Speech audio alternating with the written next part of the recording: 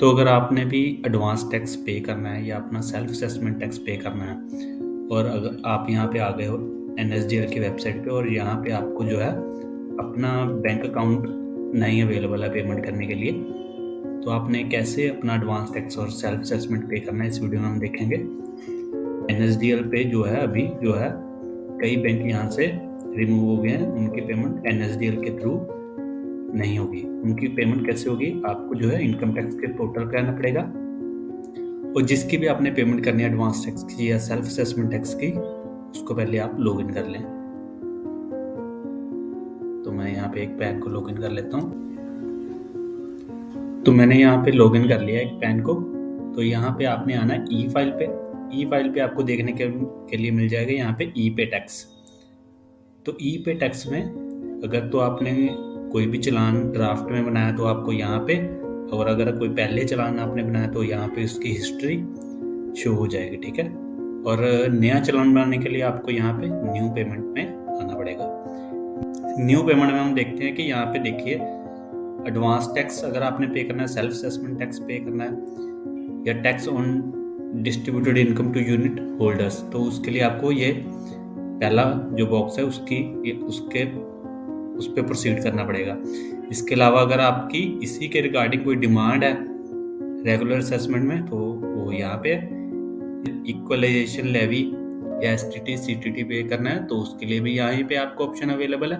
इसके साथ अगर कोई अदर फीस या पेमेंट पे करनी तो उसके लिए भी यहीं पे ऑप्शन अवेलेबल है। इसी के साथ हमारी TDS की 3 पेमेंटें हैं जो कि है 26 QB, QC और QD। ये तीनों की भी पेमेंट यहीं पे होगी। जो इसकी डिमांड की भी अगर पेमेंट करनी तो उसका टैब भी यहीं पे अवेलेबल है। तो हम यहाँ पे हम पहले वाला अपना एडवांस टैक्स या सेल्फ असेसमेंट टैक्स के लिए प्रोसीड कर लेते हैं। तो यहाँ पे आपने सेलेक्ट करना आपने कौन से असेसमेंट ईयर के लिए।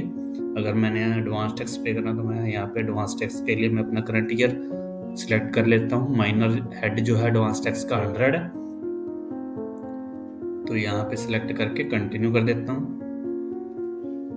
यहाँ पे जैसे फॉर एग्जांपल मैं भर लेता हूँ 10,000 रुपये मैंने एडवांस टैक्स जमा करना है।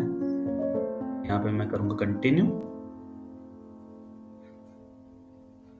कंटिन्यू करने के बाद वो आपको पूछता है आपने नेट बैंकिंग से पे करना है, डेबिट कार्ड से पे करना है, या फिर आपने जो है बैंक के काउंटर पे जाके कैश या चेक जमा करवाना है, या आपने बैंक काउंटर पे जाके RTGS NEFT करवानी है, या फिर आपका कोई भी पेमेंट गेटवे उसके थ्रू आप सीधा पेमेंट कर सकते हो। तो हमारे केस में नेट बैंकिंग, अगर आपके केस में अपने बैंक से कैश जमा करवाना तो उसको यहाँ सिलेक्ट करके बैंक का नाम सिलेक्ट करके, मान लीजिए आपने बैंक ऑफ महाराष्ट्र से जाके आपने कैश जमा करवाना है तो उसके लिए आपको यहाँ से चालान जनरेट करना पड़ेगा, ठीक है। कंटिन्यू।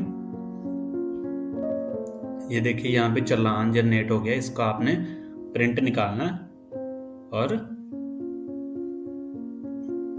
ये देखिए यहाँ पे चालान हमारा बन गया। यहाँ पे डाउनलोड चालान फॉर्म, तो ये आप चालान लेके जाके अपना कैश से पे कर सकते हो। ये देखिए हमारा चालान आ गया। बैंक भी जो है अभी आपसे यही चालान लेगा तभी वो आपकी पेमेंट करेगा। 1 दिसंबर 2022 के बाद से वो CRN नंबर के थ्रू ही पेमेंट करता है, ठीक है। या फिर आपने काउंटर पे जाके NEFT या RTGS करवानी है तो ये सारी ऑप्शन आपके पास है। UPI और क्रेडिट कार्ड की ऑप्शन यहाँ पे अवेलेबल नहीं है। बाकी सभी बैंकों से यहाँ से पेमेंट आपकी हो जाएगी, ठीक है। तो इस वीडियो के लिए इतना ही। बने रहिए हमारे साथ। नेक्स्ट वीडियो के लिए धन्यवाद। या फिर आप